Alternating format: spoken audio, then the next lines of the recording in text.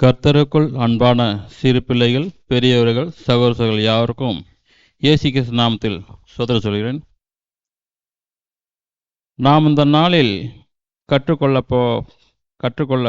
பார்க்கும் பாடமானது 2 கொரிந்தியர் 7ஆம் அதிகாரம் 1ஆம் வசனம் பார்ப்போம். தலைப்பானது எப்படி இருக்குன்னு. இப்படிப்பட்ட வாக்குத்தத்தங்கள் நமக்கு உண்டாயிருக்கிறபடியினால், பிரியமானவர்களே, மாம்சத்திலும் ஆவியிலும் உண்டான எல்லா அசூசியும் நீங்க நம்மை சுத்திகரித்து கொண்டு பரிசுத்தமாக்குதலை தேவ பயத்தோடே பூர்ணப்படுத்த கடவோம். இங்கே நாம் பார்க்கும் பொழுது, பிரியமானவர்களே, மாம்சத்திலும் ஆவியிலும் உண்டான எல்லா அசூசியும் நீங்கத்தக்கதாக நம்மை சுத்திகரித்து கொண்டு பரிசுத்தமாகுதலை தேவ பயத்தோட பூர்ணப்படுத்த கடவுன்னு பார்க்குறோம். அப்போ இங்கே பார்க்கும் பொழுது தேவ பயத்தோட பூர்ணப்படுத்துகிற பிள்ளைகளாக நடந்து கொள்ள வேண்டியது அவசியமாக இருக்கிறது. பாருங்க, எந்த ஒரு காரியத்தை செய்தாலும் அந்த காரியத்தை தேவ பயத்தோடு செய்யறதா இருப்போமா என்று சிந்திக்க வேண்டியது அவசியமாக இருக்கிறது. ஏன் தேவ பயத்தோடு ஏன் நம்ம இருக்கணும் அப்படி என்றால், சங்கீதம் 100ஆம் சங்கீதம் 3ஆம் வசனத்தை சொல்றாரு, கர்த்தரே தேவன் என்று அறியுங்கள், நாம் அல்ல அவரே நம்மை உண்டாக்கினார், நாம் அவர் ஜனங்களும் அவர் மேய்ச்சிகளின் ஆடுகளுமாய் இருக்கிறோம் பார்க்குறோம். இப்போ பாருங்க, கர்த்தர் தான் தேவன் என்று நம்ம அறிய சொல்றாரு. ஏன்னா அவர் தான் நம்மளை உண்டாக்கி இருக்கிறாரு. பாருங்க, அவர் தான் நம்ம உண்டாக்கினாரு, உருவாக்கி இருக்கிறாரு, நம்மை சிருஷ்டித்து இருக்கிறாரு. அதனால தான் நாம் பேசும்போதும் நாம் ஒரு காரியம் செய்யும் போதும் தேவ பயத்தோடு செய்ய வேண்டியது அவசியமாக இருக்கிறது. இன்னும் அவர் எப்படிப்பட்டவராக இருக்கார் பாருங்க. சங்கீதம் 47ஆம் அதிகாரம் 2ஆம் வசனத்தில் உன்னதமானவராக இருக்கிறாரு, பயங்கரமானவராக இருக்கிறாரு. இன்னும் பார்த்தீங்கன்னா மகத்துவமான ராஜாவுமா இருக்கிற பார்க்குறோம். உன்னதமானவராகிய கர்த்தர் பயங்கரமானவரும் பூமியின் மீதுங்கும் மகத்துவமானவமாக இருக்கிற பார்க்குறோம். இப்போ பார்க்கும்போது இன்னும் பார்க்கும் பொழுது மல்கியா 1:14 அங்கே பார்க்கும் பொழுது அங்கே தவறு செய்கிறாங்க. எந்த காரியத்திலும் பார்க்கும்பொழுது கூட, தன் மந்தையில் கடா இருக்கையில் கெட்டு போனதை ஆண்டவருக்கு நேர்ந்து கொண்டு பலியிட கபடஸ்தன் சபிக்கப்பட்டவன் சொல்றாரு, என் நாமம் ஜாதிகளுக்குள்ளே பயங்கரமாக இருக்கும், நான் மகத்துவமான ராஜான் என்று சேனைகளின் கர்த்தர் சொல்றான்னு பார்க்குறோம். அங்கே தவறு செய்கிறாங்க, தேவனுடைய பயம் இல்லை அவங்களுக்கு. அங்கே தேவன் சொல்றாரு, ஜாதிகளுக்குள்ளே பயங்கரமாக இருக்கும், நான் மகத்துவமான ராஜா என்று சொல்றாரு. இவ்வளோ காரியங்களை சொல்லிக்கொண்டே வருகிறாரு. ஆனால் பாருங்க, ரோமர் 1ஆம் அதிகாரம் 21 அவர்கள் பாருங்க தேவனை அறிகிறாங்க. அறிஞ்சு என்ன பண்ணுறாங்க பாருங்க. ரோமர் 1ஆம் அதிகாரம் 21 அவர்கள் தேவனை அறிந்தும் அவரை தேவன் என்று மகிமைப்படுத்தாமலும் ஸ்தோத்தரியாமலும் தங்கள் சிந்தனைகளே வீணரான பார்க்குறோம். உணர்வு இல்லாத அவருடைய இருதயம் இருட்டாயிருச்சுன்னு பார்க்குறோம், இருள் அடைந்தது. அப்போ பாருங்க, அவர் தேவனை அறிகிறாங்க, தேவனுடைய வார்த்தையை சொல்கிறாங்க, அதை கேட்குறாங்க, என்ன பண்ணுறாங்க, அதை மகிமைப்படுத்த மாட்டாங்க, ஸ்தோத்தரியாமல் இருந்து தங்கள் சிந்தனையால் வீணராக போகிறாங்க பார்க்குறோம். அப்போ தேவன் இவ்வளோ காரியங்களே சொல்கிறாரு. இன்னும் பார்த்தீங்கன்னா ரோமர் 1ஆம் அதிகாரம் இன்னும் அந்த தேவனுடைய வசனங்களை வார்த்தைகளை இன்னும் என்னெல்லாம் பண்ணுறாங்கன்னு பாருங்கள். ரோமர் 1ஆம் அதிகாரம் 25ஆம் வசனத்தில், தேவனுடைய சத்தியத்தை அவர்கள் பொய்யாக மாற்றி சிருஷ்டிகரை தொழுது சேவியாமல் சிருஷ்டியை தொழுது சேவித்தார்கள், அவரே என்றென்றைக்கும் ஸ்தோத்திரிக்கப்பட்டவர் ஆமென் பார்க்குறோம். இன்னும் என்ன பண்ணுறாங்க, தேவனுடைய சத்தியத்தை பொய்யாக அவர்கள் மாற்றக்கூடியவர்களாக இருக்கிறார்கள். நாம் பிற்பாடு பார்ப்போம் அந்த காரியத்தை குறித்து. தேவனுடைய சத்தியத்தை பொய்யாக மாற்றக்கூடிய பிள்ளைகளும் கூட பின்னாடி இருக்கிறார்கள், பின்னாடி நாம் பார்ப்போம். ரோமர் 8ஆம் அதிகாரம் 32 பார்க்கும்பொழுது கூட அங்கே நம்ம எல்லாருக்காகவும் சொந்த குமார் என்று பாராமல் கொடுத்திருக்கிறார் தேவனானவர். அங்கே பாருங்க, நம்முடைய சொந்த குமார் என்று பாராமல் நம்ம எல்லாருக்காகவும் அவரை ஒப்பு கொடுத்தவர். அவரோட கூட மற்ற எல்லாவற்றையும் நமக்கு அருளாதிருப்பது எப்படி? தம்முடைய சொந்த குமாரை நமக்காக கொடுத்துருக்கா பார்க்குறோம். இப்போ சொந்த குமாரனை கொடுத்து நம்மை வாங்கி இருக்கிறார். கிரயத்துக்கு நாம் கொல்லப்பட்டிருக்கிறோம். 1 கொரிந்தியர் 7ஆம் அதிகாரம் 23 சொல்கிறது போல, நீங்கள் கிரயத்துக்கு கொல்லப்பட்டீர்கள், மனுஷருக்கு அடிமைகள் ஆகாதிருங்கள். அப்போ கிரயத்துக்கு கொல்லப்பட்ட நாம் எப்படி இருக்கணும்? நம்முடைய இருக்கக்கூடாதுன்னு பார்க்குறோம். 1 கொரிந்தியர் 6ஆம் அதிகாரம் 19-20 உங்கள் சரீரமானது நீங்கள் தேவனாலே பெற்றும் உங்களில் தங்கியும் இருக்கிற பரிசுத்த ஆவியினுடைய ஆலயமாக இருக்கிறது என்றும் நீங்கள் உங்களுடைய அல்லவென்றும் அறிகளான்னு கேட்குறாரு. கேட்டுட்டு என்ன சொல்கிறாரு, கிரயத்துக்கு கொல்லப்பட்டீர்களே, ஆகையால் தேவனுக்குடையவர்களாகிய உங்கள் சரீரத்தினாலும் உங்கள் ஆவியினாலும் தேவனை மகிமைப்படுத்த சொல்கிறார் பார்க்குறோம். அப்போ பாருங்கள், தேவனுக்கு உடையவர்களாகிய உங்கள் சரீரத்தினாலும் ஆவியினாலும் தேவனை மகிமைப்படுத்துவர்களாக இருக்க வேண்டியது அவசியமாக இருக்கிறது. ஏன்னு கேட்க, இன்னும் அந்த சரீரமானது எதற்குரியதுன்னு சொல்கிறாரு. 1 கொரிந்தியர் 6ஆம் அதிகாரம் 13 வயிற்றுக்கு போஜனமும் போஜனத்துக்கு வயிறும் ஏற்கும், ஆனாலும் தேவன் இதையும் அதையும் அழிய பண்ணுவார். சரீரமோ வேசித்தனத்திற்கு அல்ல, கர்த்தருக்கே உரியது. கர்த்தரும் சரீரத்துக்குரியவர்னு சொல்கிறார் பார்க்குறோம். அப்போ பார்க்கும் பொழுது கூட இன்னும் அந்த முழு சரீரத்தையும் நம்ம தேவனுக்கு எப்படியாக நம்ம ஒப்பு கொடுக்கணும்னு பார்க்கும் பொழுது கூட ரோமர் 12ஆம் அதிகாரம் 1-2 பார்க்கும் பொழுது கூட, அப்படி இருக்க சகோதரரே, நீங்கள் உங்கள் சரீரங்களை பரிசுத்தமும் தேவனுக்கு பிரியமான ஜீவ பலியாக ஒப்பு கொடுக்க வேண்டும் என்று தேவனுடைய இரக்கங்களை முன்னிட்டு உங்களை வேண்டிக் கொள்ளுகிறேன். இதுவே நீங்கள் செய்யத்தக்க புத்தியுள்ள ஆராதனை சொல்றாரு. 2ஆம் வசனத்தில், நீங்கள் இந்த பிரபஞ்சத்திற்கு ஒத்த வேஷம் தெரியாமல் தேவனுடைய நன்மையும் பிரியமும் பரிபூர்ணமும் சித்தம் என்னதென்று பகுத்தறியத்தக்கதாக உங்கள் மனம் புதிதாகிறதுனாலே மறுரூபமாகன்னு சொல்கிற பார்க்குறோம். அப்போ பரிபூர்ணமான சித்தம் இன்னதென்று நாம் பகுத்தறியத்தக்கதாக வளர வேண்டியது அவசியமாக இருக்கிறது. அப்பொழுதுதான் என்னாகும், உங்கள் மனம் புதிதாகன்னு பார்க்குறாரு. இந்த பிரபஞ்சத்திற்கு ஒத்த வேஷம் தரிச்சோம்னா எப்படி இருப்போம்? நம்ம அந்த உலகத்தினுடைய பிள்ளைகளாகவே இருந்து கொண்டே இருப்போம். அதனால் என்ன பண்ணுறீங்க, நீங்கள் ஒத்த வேஷம் தரிக்காதீங்க. அப்போ நீங்கள் எப்படி ஒப்பு கொடுக்கணும்? தேவனுக்கு பிரியமான ஜீவ பலியாக ஒப்பு கொடுக்க சொல்கிறாரு. இப்படியாக நாம் ஒப்பு கொடுக்க வேண்டியது அவசியமாக இருக்கும் பார்க்குறோம். இன்னும் உலகத்தை விட்டு நாம் பிரிந்து வர வேண்டும்னு சொல்கிறாரு. 2 கொரிந்தியர் 6ஆம் அதிகாரம் 16-18 வரை பார்க்கும் பொழுது கூட, தேவனுடைய ஆலயத்துக்கும் விக்கிரகங்களுக்கும் சம்பந்தம் ஏது? நான் அவர்களுக்குள்ளே வாசம் பண்ணி அவர்களுக்குள்ளே உலாவி அவர்கள் தேவனாய் இருப்பேன், அவர்கள் என் ஜனங்களாய் இருப்பார்கள் என்று தேவன் சொன்னபடி நீங்கள் ஜீவனுள்ள தேவனுடைய ஆலயமாய் இருக்கிறீர்கள். ஆனபடியால் நீங்கள் அவர்கள் நடுவிலிருந்து புறப்பட்டு பிரிந்து போய் அசுத்தமானதை தொடாதிருங்கள் என்று கர்த்தர் சொல்ல பார்க்குறோம். அப்போ அங்கே ஏதோ நடுவில் ஏதோ காரியம் இருக்குது. அதனால் அது என்னது, அது உலகத்துக்குரியதாக இருக்குது. அதுலேருந்து என்ன பண்ண சொல்கிறாரு, அந்த நடுவிலிருந்து புறப்பட்டு பிரிந்து போய் அசுத்தமானதை தொடாதிருங்க. அப்போ அசுத்தமான காரியம் இருந்தனால அதை தொடாதீங்க அப்படின்னு சொல்கிறாரு. சொல்லிட்டு சொல்கிறாரு 18ஆம் வசனத்தில், அப்பொழுது தான், அதுக்கப்புறம் தான் நான் உங்களை என்ன பண்ணுறேன்னு சொல்கிறாரு, அப்பொழுது நான் உங்களை ஏற்றுக்கொண்டு உங்களுக்கு பிதாவாக இருப்பேன், நீங்கள் எனக்கு எப்படி இருப்பீங்க, குமாரரும் குமாரத்திகளுமாய் இருப்பீர்கள் என்று சர்வ வல்லமையுள்ள கர்த்தர் சொல்கிறான் பார்க்குறோம். அதனால தான் இப்படிப்பட்ட வாக்கு தத்தங்கள் நமக்கு உண்டாயிருக்குன்னு பார்க்குறோம். 2 கொரிந்தியர் 7ஆம் அதிகாரம் 1ஆம் வசனத்தில் நம்ம தலைப்பானது பார்த்தோம் இல்லையா? அப்படியாக நாம் இப்படிப்பட்ட வாக்குத்தங்கள் நமக்கு உண்டாயிருக்கிறபடியினால், பிரியமானவர்கள், மாம்சத்திலும் ஆவியிலும் உண்டான எல்லா ஆசையும் நீங்கள் நம்மை சுத்திகரித்து கொண்டு பரிசுத்தமாகலை தேவ பயத்தோட பூர்ணப்படுத்த இருக்க வேண்டியது அவசியமாக இருக்குன்னு பார்க்குறோம். அப்போ இப்படி நாம் சுத்திகரித்து கொண்டால் நாம் அசைவில்லாத ராஜ்யத்தை பெறுகிறவர்களாக இருப்போம். எப்படி? எபிரியர் 12ஆம் அதிகாரம் 28, ஆதலால் அசைவில்லாத ராஜ்யத்தை பெறுகிறவர்களாகிய நாம் பயத்தோடும் பக்தியோடும் தேவனுக்கு பிரியமாய் ஆராதனை செய்யும்படி கிருபையை பற்றி கொள்ளக்கணும் பார்க்குறோம். அப்போ இங்கே என்ன பார்க்குறோம், தேவன் காண்கிறார், நாம் பயத்தோடும் பக்தியோடும் தேவனுக்கு பிரியமாய் ஆராதனை செய்யணும்னு சொல்கிறார் பார்க்குறோம். இன்னும் பார்க்கும் பொழுது கூட ரோமர் 6ஆம் அதிகாரம் 16ஆம் வசனத்தில், மரணத்துக்கு ஏதுவான பாவத்துக்கானாலும் நீதிக்கு ஏதுவான கீழ்ப்படிதலுக்கானாலும் எதற்கு கீழ்ப்படியும்படி உங்களை அடிமைகளாக ஒப்பு கொடுக்கிறீர்களோ அதற்கே கீழ்ப்படுகிற அடிமைகளாக இருக்கிறீர்கள் என்று அறிகிறான்னு கேட்குறாரு. அப்போ நீங்கள் எதற்கு அடிமைகளாக இருக்க விரும்புகிறான்னு கேட்குறாரு. அப்போ நம்ம என்ன பார்க்கும்பொழுது கூட அங்கே நம்ம யாருக்கு அடிமையாக இருக்கணும்? நம்ம முன்னே ரோமர் 6ஆம் அதிகாரம் 17ஆம் வசனம், முன்னே நீங்கள் பாவத்திற்கு அடிமையாக இருந்தும் இப்பொழுது எப்படி இருக்கீங்க, உங்களுக்கு ஒப்புவிக்கப்பட்ட உபதேச சட்டத்திற்கு நீங்கள் மனப்பூர்வமாய் கீழ்ப்படிந்ததினாலே தேவனுக்கு ஸ்தோத்திரம் சொல்கிறாரு. அப்போ முன்னே இப்போ எங்கே இருந்தோம்? பாவத்தில் இருந்தோம். இப்போ எங்கே இருக்கிறோம்?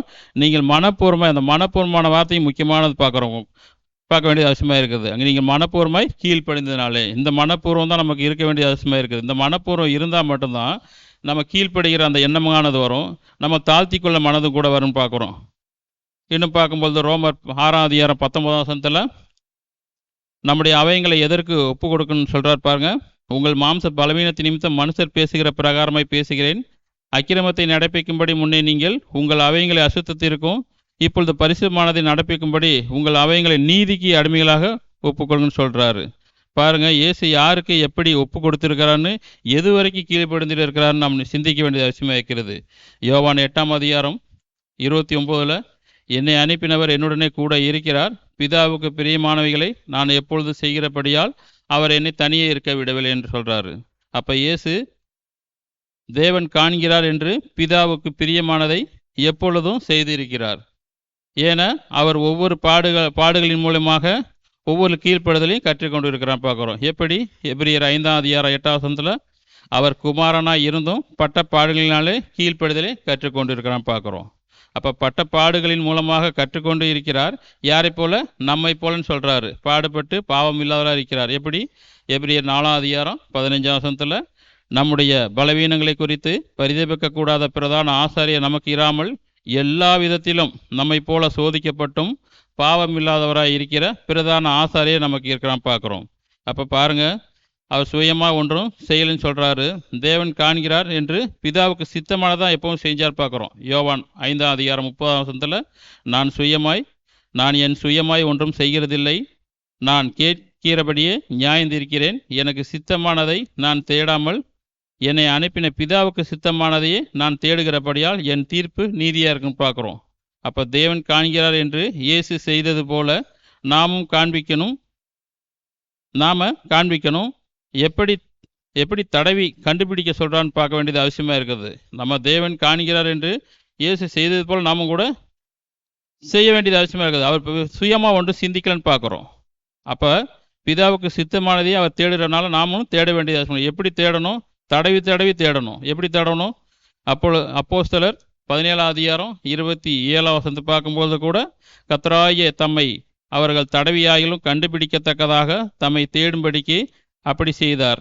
அவர் நம்மில் ஒருவருக்கும் தூரமானவர் அல்லவேன்னு பார்க்குறோம். அப்போ நம்ம இப்படி தடவி கண்டுபிடிக்க வேண்டியது அவசியமாக இருக்கும் பார்க்குறோம். அப்போ கண்டுபிடிக்கும் பொழுது நம்ம என்ன பண்ணுறோம்? சுயமாக பேச மாட்டோம். யோவான் 12ஆம் அதிகாரம் 49 சொல்கிறது போல, நான் சுயமாய் பேசவில்லை, நான் பேச வேண்டியது இன்னதென்றும் உபதேசிக்க வேண்டியது இன்னதென்றும் என்னை அனுப்பின பிதாவை எனக்கு கட்டளையிட்டான்னு பார்க்குறோம். அப்போ அவருக்கு என்ன கட்டளையிட்டாரோ அதை அப்படியே செய்திருக்கிறார். அது மாத்திரமல்ல, அவர் எப்படி ஒப்பு கொடுத்தான்னு பாருங்க. எபேசியர் 5ஆம் அதிகாரம் 2ஆம் வசனத்தில் கிறிஸ்து நமக்காக தம்மை தேவனுக்கு சுகந்த வாசனையான காணிக்கையாகவும் பலியாகவும் ஒப்பு கொடுத்து நம்மில் அன்பு கூர்ந்தது போல நீங்களும் அன்பிலே நடந்து கொள்ளுங்கன்னு சொல்கிறாரு. பாருங்கள், மல்கியாவிலே பார்க்கும்பொழுது கூட அங்கே அந்த பலியானது உகர்ந்ததாக இல்லை, அது ஏற்றுக்கொள்ளப்படலை. இங்கே பார்க்கும் பொழுது இது ஏற்றுக்கொள்ளப்பட்டது. அதனால தான் நம்மில் அன்பு கூர்ந்தது போல நீங்களும் அந்த அன்பில் நடந்து கொள்ளுன்னு சொல்கிறான்னு பார்க்குறோம். அப்போ பிலிப்பியர் 2ஆம் அதிகாரம் 7ஆம் வசனம் பார்க்கும்பொழுது கூட தம்மை வெறுமையாக்கி அடிமையின் ரூபம் எடுத்து மனுஷ செயலானான்னு பார்க்குறோம். அது மாத்திரமல்ல, இன்னும் சொல்கிறாரு, என்ன செய்யணும்? அவருடைய சித்தத்தை செய்வதே இயேசு கிறிஸ்துவனுடைய அதாக இருந்ததுன்னு பார்க்குறோம். எப்படின்னு பாருங்கள், எபிரியர் 10ஆம் அதிகாரம் 7ஆம் வசனத்தில் அப்பொழுது நான் தேவனே உம்முடைய சித்தத்தின்படி செய்ய இதோ வருகிறேன், புஸ்தகத்தில் என்னை குறித்து எழுதியிருக்கிறது என்று சொன்னேன் என்றான் பார்க்குறோம். அப்போ அவருடைய சித்தமானது அவரை அடிக்கும்போது, தலையில் கொட்டும் பொழுதும், காரி துப்பப்படும் பொழுதும், அவருடைய உடையை கிழிக்கும் போதும் பொறுமையாக இருந்தார் என்று பார்க்குறோம். அப்போ அந்த சித்தமானது அந்த பாடுகளை எல்லாம் சகிக்க வேண்டியதாக இருந்தது பார்க்குறோம். 1 Peter 2:23 சொல்கிறது போல, அவர் வையப்படும் போது பதில் வையாமலும் பாடுபடும் போது பயமுறுத்தாமலும் நியாயமாய் தீர்ப்பு செய்வதற்கு தம்மை ஒப்புவித்திருக்கார். எப்படி நியாயமாய் தீர்ப்பு தம்மை ஒப்புவித்தார்? அவர் அடிக்கும் பொழுதும், தலையில் கொட்டும் போதும், காரி துப்பப்படும் பொழுதும் அவர் எப்படி இருந்தார்? அந்த பொறுமையை அவருக்கு நியாயமாய் தீர்ப்பு செய்வதற்கு தம்மை ஒப்புவித்துறான் பார்க்குறோம். அப்போ அவர் தேவனுடைய குமாரன் தான். அப்போ நீங்களெல்லாம் என்று யார் என்று கேட்கலாம். அவர் தேவனுடைய குமாரன், அதனால் அவர் அடி வாங்குறாரு, அவர் நொறுக்கப்படுறாரு அப்படின்னு சொல்லலாம். ஆனால் பாருங்கள், அப்படியல்ல. ஆனால் கேட்கல. ஏன்னா தேவன் காண்கிறார் என்று நியாயமாய் தீர்ப்பு தம்மை ஒப்புவித்து இருக்கிறார். அப்போ நாமளும் கூட தேவன் காண்கிறார் என்று நாமும் கூட பயபக்தியோடும் நாம் நடந்து கொள்ள வேண்டியது அவசியமாக இருக்கும் பார்க்குறோம். இன்னும் அவர் எப்படி நொறுக்க சித்தமாக இருக்கிறார் பாருங்க. ஏசாயா 53ஆம் அதிகாரம் 10ஆம் வசனத்தில் கர்த்தரோ அவரை நொறுக்க சித்தமாகி அவரை பாடுகளுக்கு உட்படுத்தியிருக்கிறார். எதற்காக? நமக்கு ஒரு முன்மாதிரியாக அவரை பாடுகளுக்கு, அவருடைய சித்தத்தை செய்வதற்கு நமக்கு அவரை ஒரு முன்மாதிரியாக வைத்திருக்கிறான் பார்க்குறோம். அப்போ அந்த பாடுகள்லாம் அவர் வரும்பொழுது அவர் எவ்வளோ பொறுமையாக அதை சகித்து அதையெல்லாம் அவருடைய சித்தத்தை செய்தாரோ, அப்படியாக நாமும் கூட அவர் சித்தத்தை நாம் செய்ய வேண்டியது அவசியமாக இருக்குது. அதனால தான் நம்ம நாமும் கூட இப்படி தான் கேட்கணும் பாருங்கள். சங்கீதம் 143ஆம் அதிகாரம் 10ஆம் வசனத்தில் உமக்கு பிரியமானதை செய்ய எனக்கு போதித்தரலும், நீரே என் தேவன், உம்முடைய நல்ல ஆவி என்னை செம்மையான வழியிலே நடத்துவாராங்க பார்க்குறோம். அப்போ இப்படித்தான் நாமளும் கேட்க வேண்டியது அவசியமாக இருக்கிறது. இங்கே பவுலானவர் பார்க்குறோம். இங்கே பாருங்க, பவுல் நன்மை செய்ய தேடுகிறாரு, ஆனால் அவருக்கு தீமை தான் வருது. தேடி தேடி பார்க்குறாரு. ரோமர் 7ஆம் அதிகாரம் 18லேருந்து 21 முறை பார்க்கும் பொழுது கூட, அது எப்படி எனில் என்னிடத்தில், அதாவது என் மாம்சத்தில் நன்மை வாசமாய் இருக்கிறது இல்லை என்று நான் அறிந்திருக்கிறேன். நன்மை செய்ய வேண்டுமென்கிற விருப்பம் என்னிடத்தில் இருக்கிறது, நன்மை செய்வதோ என்னிடத்தில் இல்லை. ஆதலால் நான் விரும்புகிற நன்மையை செய்யாமல் விரும்பாத தீமையே செய்கிறேன். அந்தபடி நான் விரும்பாததை நான் செய்தால் நான் அல்ல, எனக்குள்ளே வாசமாயிருக்கிற பாவமே அப்படி செய்கிறது. ஆனபடியால் நன்மை செய்ய விரும்புகிற என்னிடத்தில் தீமையுண்டு என்கிற ஒரு பிரமாணத்தை காணின்னு சொல்கிறான்னு பார்க்குறோம். அப்போ பாருங்கள், இப்படி அதுலேருந்து மீண்டும் மீண்டும் எப்படியாவது வரணும்னு சொல்லி முயற்சி பண்ணிக்கிட்டே இருக்கிறாரு. இந்த முயற்சி தான் நாமும் கூட செய்ய வேண்டியது அவசியமாக இருக்கிறது. பாருங்க, முயற்சி செய்தால் முயற்சி செய்து அதிலிருந்து விடுதலை ஆகியிருக்கான்னு பார்க்குறோம். ரோமர் 8:1-2 பார்க்கும்போது, ஆனபடியால் கிறிஸ்து இயேசுக்குட்பட்டவர்களாக இருந்து மாம்சத்தின்படி நடவாமல் ஆவியின்படி நடக்கிறவர்களுக்கு ஆக்கினை தீர்ப்பில்லை. கிறிஸ்து இயேசுவினால் ஜீவனுடைய ஆவியின் பிரமாணம் என்னை பாவம் மரணம் என்பவைகளின் பிரமாணத்தின்று விடுதலையாக்கின்னு பார்க்குறோம். அப்போ இப்படித்தான் அதிலேருந்து மீண்டும் வெளியே வந்திருக்கிறான்னு பார்க்குறோம். அப்போ நான் இங்கே பார்க்கும்பொழுது கூட பிலிப்பியர் 2:21 பார்க்கும்பொழுது கூட, மற்றவர்கள் எல்லாரும் கிறிஸ்து இயேசுக்குரியவளை தேடாமல் தங்களுக்குரியலை தேடணும் பார்க்குறோம். பாருங்கள், இதுவரை என்ன நாம் பார்த்து கொண்டு வருகிறோம் என்றால், நாம் பிதாவாகிய தேவன்தான் நம்மை சிருஷ்டித்திருக்கிறார், நம்மை உண்டாக்கினார், நம்மை உருவாக்கினார். அவருடைய பயம் இருக்கா என்று பார்த்து கொண்டு வருகிறோம். எபேசியர் 6ஆம் அதிகாரம் 6-8 பார்க்கும்பொழுது கூட, அங்கே ஊழியம் செய்யும் பொழுது நாம் யாருடைய பார்வைக்காக ஊழியம் செய்யணும், எப்படி செய்யணும் நமக்கு சொல்லிக் கொண்டு வருகிறார்.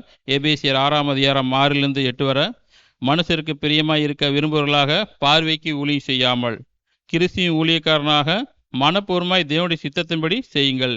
அடிமையானவனாலும் சுயாதீனமானாலும் அவனவன் செய்கிற நன்மையின்படியே கர்த்தரிடத்தில் பலனை அடைவான் என்று அறிந்து மனுஷருக்கென்று ஊழியம் செய்யாமல் கர்த்தருக்கென்றே நல் மனதோடு ஊழியம் செய்யணும்னு சொல்கிறாரு. பாருங்கள், மனுஷருக்கு பிரியமாக செய்யக்கூடாது என்று பார்க்குறோம். நம்ம என்ன பண்ணணும்? மனப்பூர்வமாய், அந்த மனப்பூர்வமாய் தேவனுடைய சித்தத்தின்படி செய்யணும்னு சொல்கிறாரு. ரோமர் 10ஆம் அதிகாரம் 1-3 பார்க்கும்பொழுது கூட, சகோதரரை இஸ்ரவேலர் ரட்சிக்கப்பட வேண்டும் என்பதே என் இருதயத்தின் விருப்பமும் நான் தேவனை நோக்கி செய்யும் விண்ணப்பமாக இருக்குன்னு சொல்கிறார் பார்க்குறோம். அப்போ இஸ்ரவேலருக்காக அவர் விண்ணப்பம் பண்ணுகிற காரியங்களை பார்க்குறோம். அவர்கள் எல்லாரும் கீழே விழுந்துடக்கூடாது, எல்லாரும் மனம் திரும்பணும், ரட்சிக்கப்படணும். அவர் நோக்கமானது இருந்திருக்குது. 2ஆம் வசனத்தில், தேவனை பற்றி அவர்களுக்கு வைராக்கியம் உண்டென்று அவர்களை குறித்து சாட்சி ஆயிலும் அது அறிவுக்கேற்ற வைராக்கியம் அல்ல என்று சொல்லிட்டு தெளிவாக சொல்கிறாரு. இன்னும் 3ஆம் வசனத்தில், எப்படி என்றால் அவர்கள் தேவநீதியை அறியாமல் தங்கள் சுயநீதியை நிலைநிறுத்த தேடுகிறபடியால் தேவநீதிக்கு கீழ்ப்படியாது இருக்கான்னு பார்க்குறோம். அப்போ நாம் மனுஷனுக்கு பிரியந்தமானா தேவநீதிக்கு கீழ்ப்படிய மாட்டோம். அப்போ தேவனுக்கு கீழ்ப்படியலாக இருக்க வேண்டியது அவசியமாக இருக்கு பார்க்குறோம். ரோமர் 9ஆம் அதிகாரம் 30-32 பார்க்கும்பொழுது கூட, இப்படி இருக்க நாம் என்ன சொல்லுவோம்? நீதியை தேடாத புறஜாதியார் நீதியை அடைந்தார்கள், அது விசுவாசத்தினாலாகும் நீதியே என்று சொல்கிறாரு. 31ஆம் வசனத்தில், நீதி பிரமாணத்தை தேடின இஸ்ரவேலரோ நீதி பிரமாணத்தை அடையவில்லை. 32ல், எண்ணத்தினால் என்றால் அவர்கள் விசுவாசத்தினாலே அதை தேடாமல் நியாயப்பிரமாணத்தின் கிரியினாலே தேடினபடியால் அதை அடையவில்லைன்னு பார்க்குறோம். அதனால் என்னாச்சு? இடதுக்கான கல்லில் இடறினான்னு பார்க்குறோம். இப்போ நீதி பிரமாணத்துக்கு தேடின இஸ்ரவேலரோ நீதி அடையலை. அப்போ விசுவாசத்தில் தேடாமல் நியாயப்பிரமாணத்தின் கிரியினால் தேடினாங்க. அதனால் என்ன பண்ணாங்க? இடறி போயிட்டான்னு பார்க்குறோம். இங்கே பார்க்கும்பொழுது இங்கே முக்கியமான பாடமானது வருகிறது. அப்போ நாம் கூட இடறுற பிள்ளைகளாக இருக்கக்கூடாதுன்னு பார்க்குறோம். இப்போ பார்க்கும்பொழுது கூட 1 சாமுவேல் 13ஆம் அதிகாரம் 12ஆம் வசனம் வாசிங்க. 1 சாமுவேல் 13ஆம் அதிகாரம் 12ஆம் வசனம். அங்கே சாமுவேல் சவுலை பார்த்து சொல்கிறாரு. என்ன என்று கேட்டதற்கு சவுல் உடைய துணிச்சலை பார்க்குறோம். வாசிங்க. 1 சாமுவேல் 13ஆம் அதிகாரம் 12ஆம் வசனம். கில்காலில் பெலிஸ்தியர் எனக்கு விரோதமாய் வந்து விடுவார்கள் என்றும் நான் இன்னும் கர்த்தருடைய சமூகத்தை நோக்கி விண்ணப்பம் பண்ணவில்லை என்றும் எண்ணி துணிந்து சர்வாங்க தகன பலியை செலுத்தினேன் என்றான். இங்கே பார்க்கும்போது கொஞ்சம் நிறுத்த வேண்டியது அவசியமாக இருக்குது. இங்கே பார்க்கும்போது நம்ம உன்னிப்பாக கவனிக்க வேண்டியது அவசியமாக இருக்குது. இந்த இடத்துல தான் இங்கே எண்ணி துணிந்து சர்வாங்க தகன மொழியை சேர்த்து நான் பார்க்குறோம். இப்போ இந்த துணிவானது எப்படி வந்துச்சு? இந்த குணம் எங்கிருந்து அவர் கற்றுக்கிட்டாரு? நாம் சிந்திக்க வேண்டியது அவசியமாக இருக்குன்னு பார்க்குறோம். பாருங்க, நமக்கு ஒரு ஜெபம் செய்ய தெரியாது, ஒரு பாட்டு பாட தெரியாது, ஒரு வேத வசனங்களை வாசிக்க தெரியாது, எப்படி கர்த்தருடைய பந்தியிலே நம்ம அதை கையெடுக்கணும்னு தெரியாது. ஒவ்வொரு காரியத்தையும் சின்ன சின்னதாக ஒவ்வொரு காரியத்தையும் நமக்கு உற்சாகப்படுத்துகிறாங்க, ஊக்குவிக்கிறாங்க, சொல்லி கொடுக்குறாங்க, கற்றுக் கொடுக்குறாங்க. அப்படி ஒரு வேளை கற்றுக் கொடுக்கும் பொழுது நாம் அதை கொஞ்சம் கொஞ்சமாக நம்ம கற்றுக்கிட்டு வளரும் பொழுது இந்த துணிச்சல் வரும்னு பார்க்குறோம். நமக்கும் கூட வரும்னு சொல்கிறாரு.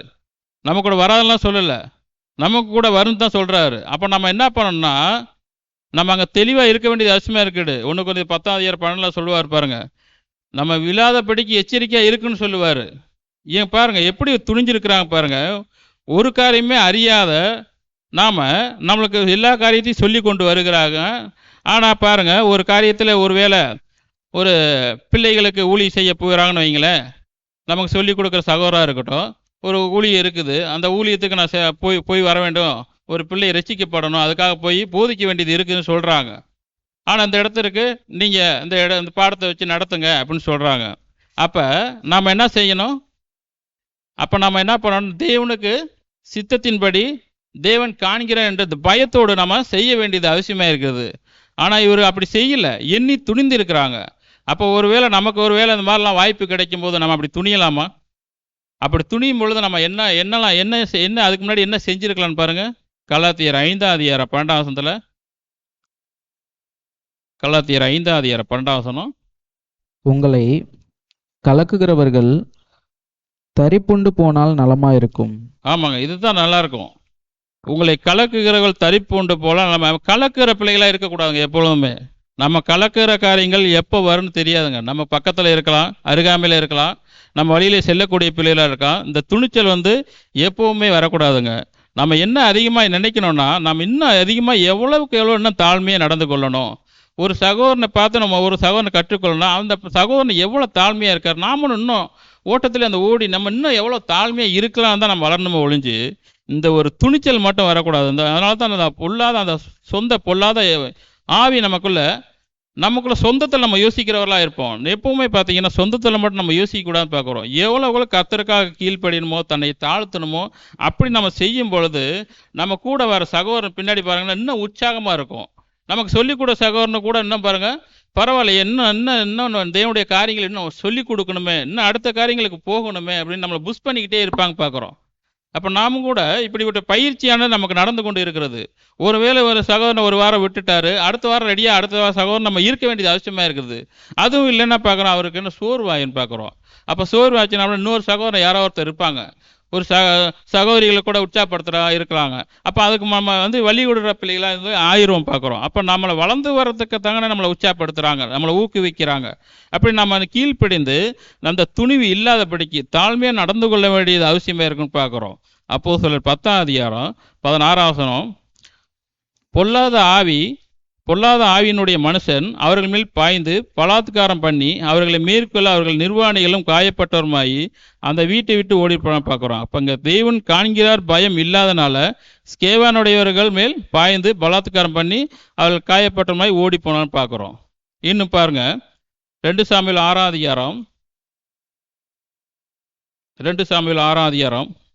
3 அங்கே 7 கூட பார்க்கும்பொழுது கூட அங்கே ஊசாவுடைய காரியத்தை சொல்றாரு. ஊசா என்ன பண்ணான்னு பாருங்க. தேவனுடைய பெட்டியை ஒரு புது ரதத்தின் மேல் ஏற்றி அதை கிபியாவில் இருக்கிற அபினதாபின் வீட்டிலிருந்து கொண்டு வந்தார்கள். அபினதாபின் குமாரனாகிய ஊசாவும் அகியோவும் அந்த புது ரதத்தை நடத்தினார்கள். அவர்கள் தேவனுடைய பெட்டியை ஏற்றி அதை கிபியாவில் இருக்கிற அபினதாபின் வீட்டிலிருந்து நடத்தி கொண்டு வருகிற போது அகியா பெட்டிக்கு முன்னாலே நடந்தான். தாவீதும் இஸ்ரவேல் சந்ததியார் அனைவரும் தேவதாரு மரத்தால் பண்ணப்பட்ட சகலவித கீத வாக்கியங்களோடும் சுரமண்டலம், தம்புரு, மேளம், வீணை, கைத்தாளம் ஆகிய இவைகளோடும் கர்த்தருக்கு முன்பாக ஆடி பாடிக்கொண்டு போனார்கள். அவர்கள் நாகோனின் களம் இருக்கிற இடத்துக்கு வந்தபோது மாடுகள் மிரண்டு பெட்டியை அசைத்தபடியினால் ஊசா தேவனுடைய பெட்டியினிடமாய் தன் கையை நீட்டி அதை பிடித்தான். 2 சாமுவேல் 6:26 2 சாமுவேல் 6:26 3 அங்கே 7 கூட பார்க்கும்பொழுது கூட அங்கே ஊசா என்ன பண்ணான்னு பாருங்க. 3 ஊசா தேவனுடைய பெட்டியினிடமாய் தன் கையை நீட்டி அதை பிடித்தான். பாருங்க, அங்கே ஏற்கனவே சொல்லியிருக்கிறாரு, தேவனுடைய காரியங்களுக்கு நாம் பயத்தோடு பக்தியோடு நாம் செய்ய வேண்டும், நான் நடக்க வேண்டும் சொல்கிறாரு. அங்கே 6ஆம் வசனத்தை பார்க்கும்போது கூட அவர்கள் நாகோனின் களம் இருக்கிற இடத்துக்கு வந்தபோது மாடுகள் மிரண்டு பெட்டியை அசைத்த பணியால் ஊசால் தேவனுடைய பெட்டியிடமாய் கையை நீட்டி அதை பிடித்தான் பார்க்குறோம். அப்பொழுது கர்த்தருக்கு ஊசாவின் மேல் கோபம் உண்டது. இதுதாங்க, கர்த்தருக்கு நம்ம கோபம் ஊட்டும் போது என்ன செய்கிறாரு, அங்கேயே அடித்து கொன்றுறாருன்னு பார்க்குறோம். அப்போ நம்ம கர்த்தருக்கு எப்போ நம்ம கோபப்படுத்த நமக்கு தெரியுமா? நமக்கு சொல்லிக் கொடுக்குற சகோதரனாக இருக்கட்டும், நம்முடைய தேவனுடைய வார்த்தைகளை நாம் கேட்கும் பொழுது அதை கவனித்து நாம் கீழ்ப்படியும் பொழுது தான் தேவனுக்கு கோபம் ஊட்டுறோமா, தேவனுக்கு கீழ்ப்படிகிறோமா என்று அங்கே நாம் சிந்திக்க வேண்டியது அவசியமாக இருக்கிறது. இங்கே அந்த செய்யக்கூடாதுன்னு சொல்கிற காரியங்களை இங்கே பாருங்கள், பெட்டி விழுந்துருமோ என்று அதை பிடிச்சனால என்னாச்சு, தேவன் காண்கிறார் என்ற பயம் இல்லாதனால ஊசா அந்த இடத்துல செத்தான் என்று பார்க்குறோம். இங்கே பார்க்கும்பொழுது கூட பாருங்கள், இவர்கள் யாருடைய மகிமைக்காக செய்யலாம்னு பார்க்குறோம். இதுதான் நிறைய பேர் உலகத்திலையும் சரி செய்து கொண்டு இருக்கிறாங்க பார்க்குறோம். மத்தேயு 23ஆம் அதிகாரம் 13 15 வரை. மத்தேயு 23ஆம் அதிகாரம் 13 15 வரை. மாயக்காரராகிய வேதபாரகரே, பரிசேயரே, உங்களுக்கு ஐயோ! மனுஷர் பிரவேசியாதபடி பரலோக ராஜ்யத்தை பூட்டி போடுகிறீர்கள். நீங்கள் அதில் பிரவேசிக்கிறதும் இல்லை, பிரவேசிக்க போகிறவர்களை பிரவேசிக்க விடுகிறதும் இல்லை. மாயக்காரராகிய வேதபாரகரே, பரிசேயரே, உங்களுக்கு ஐயோ! பார்வைக்காக நீண்ட ஜெபம் பண்ணி விதவைகளின் வீடுகளை பட்சித்து போடுகிறீர்கள். இது நிமித்தம் அதிக ஆக்கினையை அடைவீர்கள். மாயக்காரராகிய வேதபாரகரே, பரிசேயரே, உங்களுக்கு ஐயோ! ஒருவனை உங்கள் மார்க்கத்தான் ஆக்கும்படி சமுத்திரத்தையும் பூமியையும் சுற்றி திரிகிறீர்கள். அவன் உங்கள் மார்க்கத்தானான போது அவன் உங்களிலும் இரட்டிப்பாய் நரகத்தின் மகனாக்குகிறீர்கள்.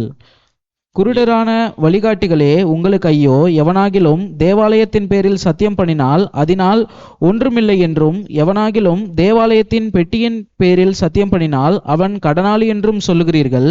மதிகேடரே, குருடரே, எது முக்கியம், பொன்னோ, பொன்னை பரிசுத்தமாக்குகிற தேவாலயமோ? போதுமானது.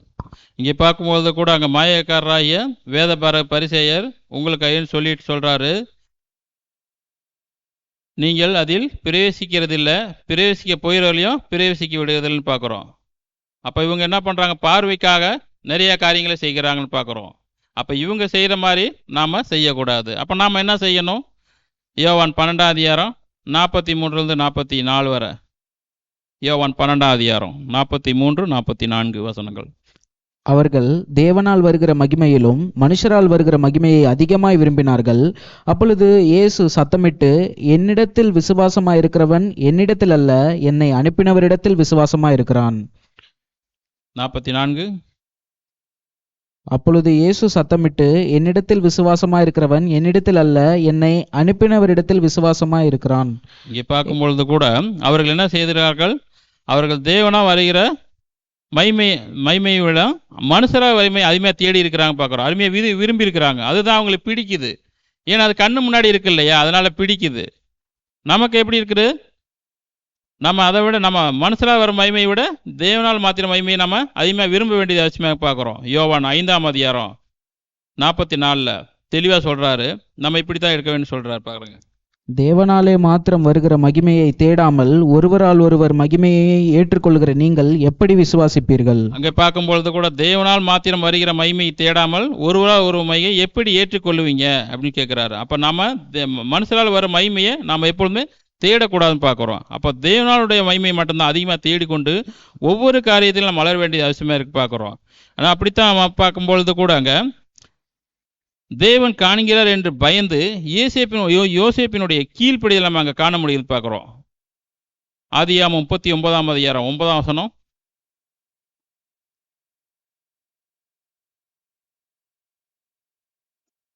இந்த வீட்டில் என்னிலும் பெரியவன் இல்லை, நீ அவருடைய மனைவியா இருக்கிறபடியால் உன்னை தவிர வேறொன்றையும் அவர் எனக்கு விலக்கி வைக்கவில்லை. இப்படி இருக்க நான் இத்தனை பெரிய பொல்லாங்குக்கு உடன்பட்டு தேவனுக்கு விரோதமாய் பாவம் செய்வது எப்படி என்றான்.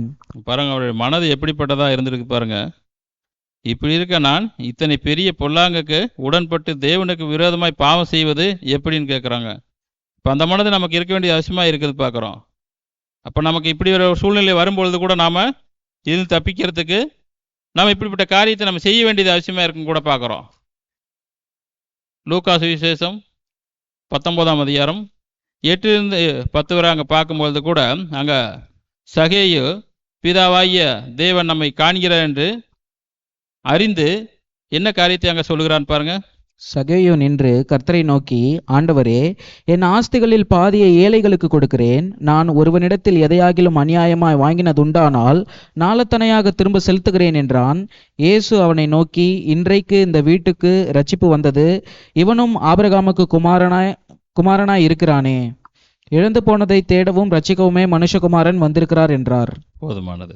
அங்கே பார்க்கும்பொழுது கூட எதையாயிலும் அநியாயமாய் வாங்கினது உண்டா, சகை சொல்றாரு, எதையாயிலும் அநியாயமாய் வாங்கினது உண்டாலான்னு சொல்றாரு. அவர் வாங்கினது உண்டான்னு சொல்ல, நான் யார் இடத்துலையாவது என் அநியாயமாக நான் வாங்கினது உண்டானாலும் அது எத்தனை முறை நாளத்தனையாக திரும்ப செலுத்துறேன்னு சொல்கிறான்னு பார்க்குறோம். அப்போ சொன்ன உடனே இயேசு சொல்கிறாரு, இயேசு அவனை நோக்கி, இன்றைக்கு இந்த வீட்டுக்கு ரட்சிப்பு வந்தது. எவ்வளோ பெரிய ஆச்சரியம் பாருங்கள். இவனும் ஆபிரகாமுக்கு குமாரனாக இருக்கிறானே. அப்போ இழந்து போனதை தேடவும் ரட்சிக்கவுமே மனுஷகுமாரன் வந்திருக்கிறான்னு பார்க்குறோம்.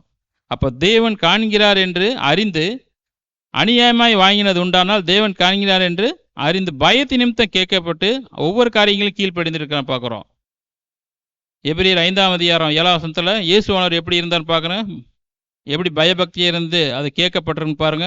அவர் மாம்சத்தில் இருந்த நாட்களில் தம்மை மரணத்தினின்று ரட்சிக்க வல்லமை உள்ளவரை நோக்கி பலத்த சத்தத்தோடும் கண்ணீரோடும் விண்ணப்பம் பண்ணி வேண்டுதல் செய்து தமக்கு உண்டான பயபக்தியின் நிமித்தம் கேட்கப்பட்டு. அங்கே பார்க்கும்பொழுது கூட இயேசுவானவர் அவர் மாம்சம் இருந்த நாட்களில் தம்மை மரணத்தினின்று ரட்சிக்க வல்லமை நோக்கி பலத்த சத்தத்தோடும் கண்ணீரோடு விண்ணப்பம் பண்ணியிருக்கான் பார்க்குறோம். அந்த வேண்டுதலானது தமக்கு உண்டான பயபக்தி நிமித்தம் கேட்கப்பட்டிருக்கிறது.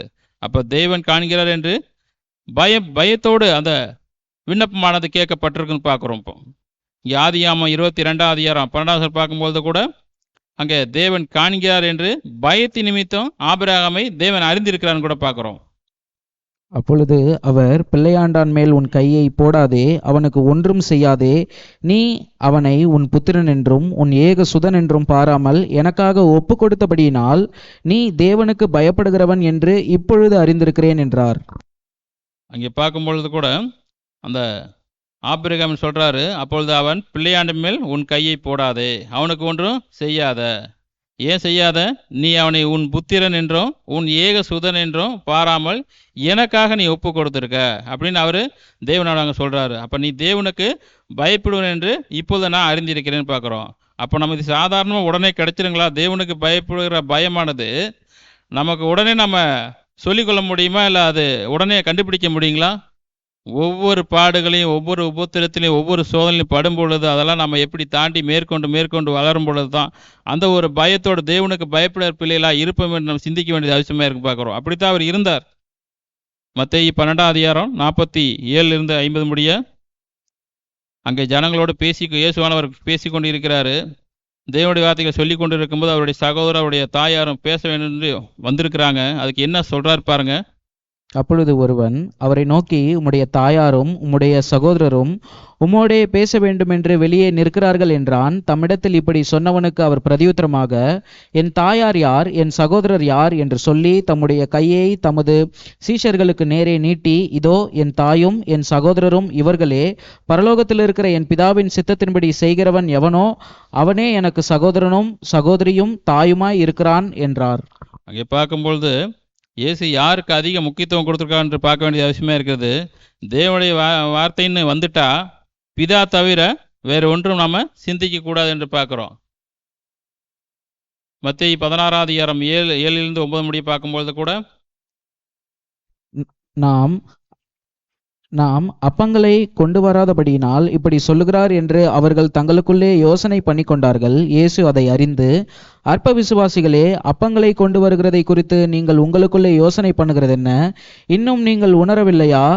5 அப்பங்களை 5000 பேருக்கு பகிர்ந்ததையும் மீதியானதை எத்தனை கூடை நிறைய எடுத்தீர்கள் என்பதையும், 7 அப்பங்களை 4000 பேருக்கு பகிர்ந்ததையும் மீதியானதை எத்தனை கூடை நிறைய எடுத்தீர்கள் என்பதையும் நீங்கள் நினைவு கூறாமல் இருக்கிறீர்களா? பாருங்க, அங்கே தங்களுக்குள்ளே யோசனை பண்ணி கொண்டு இருந்திருக்கிறாங்க. அங்கே தங்களுக்குள்ளே யோசனை பண்ணி கொண்டு இருக்கும்போது அதனால தான் இயேசு அதை அறிஞ்சிருக்கிறாரு. சொல்றாரு, அற்ப விசுவாசிகளே, அப்பங்களை கொண்டு வராதை குறித்து நீங்கள் உங்களுக்குள்ளே யோசனை பண்ணுகிறது என்ன? நான் 5 அப்பங்களை 5000 பேருக்கு பகிர்ந்ததையும் மீதியான எத்தனை கோடி நிறைத்ததையும் என்று சொல்லுகிறார் பார்க்குறோம். இப்போ 5 அப்பங்களை 5000 பேருக்கு நான் பகிர்ந்து கொடுத்தேன் இல்லையா? அதையே உங்களுக்கு தெரியல, அற்ப விசுவாசிகள்னு சொல்கிறாரு. என்ன பண்ணுறாரு? நீங்களே உங்களுக்குள்ளேயே யோசனை பண்ணுகிறது என்ன அப்படி சொல்கிறாரு.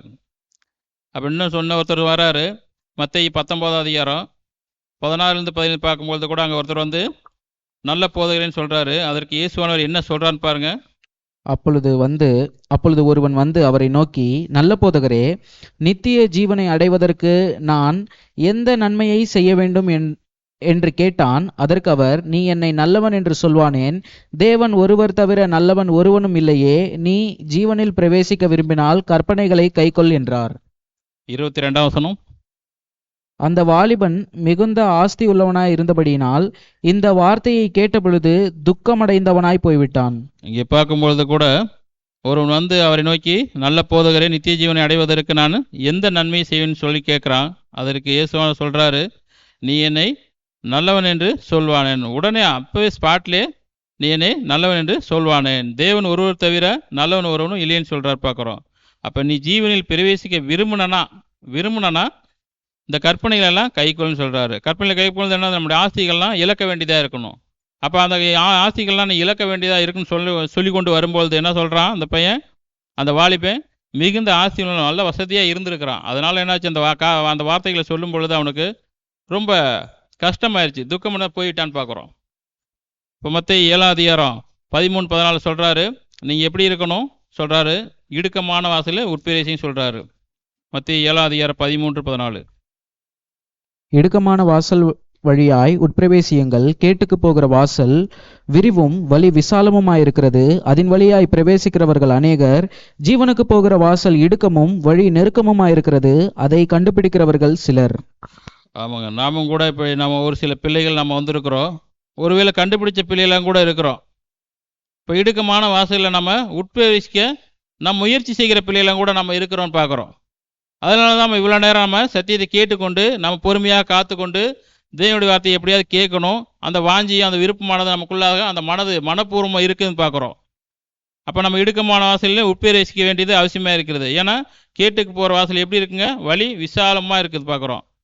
அப்போ அது வழியாக பிரவேசிக்கிறவங்கன்னா என்னென்னா எவ்வளோ பேர் இருக்காங்க? அநேகர், எண்ண முடியாத ஜனங்கள் இருக்கான்னு பார்க்குறோம்.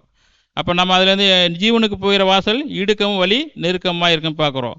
அப்போ நமக்கு பாடுகளும் நெருக்கமும் துன்பமும் வரும்பொழுதெல்லாம் அதை கடந்து நம்ம ஒவ்வொரு வேலையிலும் நம்ம சகோதரத்தை ஒருவர் சகோதரர் மூலியமாக எங்களுக்காக ஜெபித்துக்கள்னு கேட்டு இப்படி நம்ம அதெல்லாம் அந்த பாடுகள் மூலியமாக தாண்டி ஒவ்வொரு காரியங்களும் மேற்கொண்டு வருகிற காரியங்கள் நம்ம பார்க்குறோம்.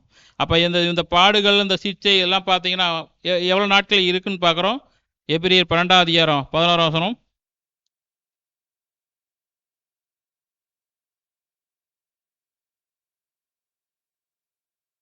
எந்த சிச்சையும் தற்காலத்திலே சந்தோஷமாய் காணாமல் துக்கமாய் காணும், ஆகிலும் பிற்காலத்தில் அதில் பழகினவர்களுக்கு அது நீதியாகிய சமாதான பலனை தரும். இங்கே பார்க்கும்பொழுது கூட இப்படி தான் தேவன் காண்கிறார் என்று நாம் பயத்தோடு செயல்பட வேண்டியது அவசியமாக இருக்கிறது. நாம் எந்த சிச்சையும் தற்காலத்தில் தான் சந்தோஷமாய் காணாமல் துக்கமாய் காணும், ஆயிலும் பிற்காலத்தில் அது பழகினவர்களுக்கு என்னாகும்? அது நீதியாகிய பலனை தரும்னு பார்க்குறோம். இப்போ இவ்வளோ நேரம் நம்ம சத்தியத்தை என்ன காரியங்களை நம்ம தெரிந்து கொண்டோன்னு பார்க்கும்பொழுது கூட முடிவுக்கு வந்துட்டோம். நாம் ஒரு காரியம் செய்யும் போதும் தேவ பயத்தோடும் செய்யணும். தேவன் காண்கிறார் என்று பயம் நமக்கு இருக்கணும். ஏன்னா அவர் தான் நம்மை உண்டாயிருக்கிறார், சிருஷ்டித்திருக்கிறான்னு பார்த்தோம். பயம் இல்லாமல் செய்யும்போது அவர்தான் உன்னதமானவராக இருந்திருக்கிறாரு, பயங்கரமானவராக இருந்திருக்கிறாரு, மகத்துவமான ராஜா என்று பார்த்தோம். தேவனுடைய சத்தியத்தை அறிந்தும் அதை பொய்யாக மாற்றுவர்கள் பிள்ளைகளையும் பார்த்தோம். உணர்வில்லாத அவருடைய இருதயம் எப்படி இருந்துச்சு? இருட்டாயிருச்சுன்னு கூட பார்த்தோம். நம்ம எல்லாருக்காகவும் தேவன் தம் சொந்த குமார் என்று பாராமல் நமக்காக ஒப்பு கொடுத்துருக்கிறான் பார்க்குறோம். அப்போ நாம் என்ன பண்ணியிருக்கிறோம்? அந்த நாம் கிரயத்துக்கு கொல்லப்பட்டிருக்கோம் பார்க்குறோம். நாம் கிரயத்துக்கு கொல்லப்பட்ட நாம் உலகத்துக்கு ஒத்த வேஷம் தரிக்கக்கூடாது என்று நாம் அதையும் கூட பார்த்தோம். இயேசு கிறிஸ்து தேவன் காண்கிறார் என்று பிதாவுக்கு பிரியமானதை எப்பொழுதும் அவர் செய்தபடியால் நாமும் கூட செய்ய வேண்டியது அவசியமாக இருக்கும் கூட பார்த்தோம். அப்போ கர்த்தருக்காக மனப்பூர்வமை ஊழியம் செய்யணும் கூட பார்த்தோம். மனப்பூர்வம் அந்த மனமானது இருக்க வேண்டியது அவசியமாக இருக்குன்னு பார்த்தோம். அப்போ ஊழியத்தை செய்யும் போதும் எண்ணி துணிந்து தன் சொந்த யோசனையோடு பேசும்போது தேவன் காண்கிறார் என்று பயம் இல்லாமல் செய்யும்போது தேவன் அடிக்கிற அடியை நம்ம பார்த்தோம். அந்த அடி எப்படிப்பட்டதாக இருந்ததுன்ட்டு. நல்ல போதகரே நித்திய ஜீவனை ஒரு சக வாலிபன் நல்ல போதகரை நித்திய ஜீவனை அடைவதற்கு நான் என்ன செய்ய வேண்டும் என்று கேட்டதற்கு அப்பவே உடனே என்னை நல்லவன் என்று சொல்வானேன், தேவன் ஒருவர் தவிர வேற ஒருவனும் இல்லை என்று சொல்லக்கூடிய அந்த வார்த்தைகளை நம்ம பார்த்தோம். அப்போ நம்ம இடுக்கமான வாசலில் உட்பிரவேசிக்க வேண்டியது அவசியமாக இருக்கும் கூட பார்த்தோம். அப்போ இடுக்கமான வாசலில் உட்பிரவேசிக்கும் பொழுது அந்த சிக்ஷையானது எப்படி இருக்குது? தற்காலத்தில் கடினமாக இருக்கும். அது நம்ம பழகும் பொழுது என்னாகும்? அது நீதியாகிய பழகினவர்களுக்கு நீதியாகிய பலனை நமக்கு தருன்னு பார்க்குறோம். இப்படியாக நாம் கூட இவ்வளோ நேரம் சத்தியத்தை பொறுமையாக கேட்ட உங்கள் யாவருக்கும் இயேசுக்கு சாமி ஸ்தோத்திரம் சொல்கிறேன்.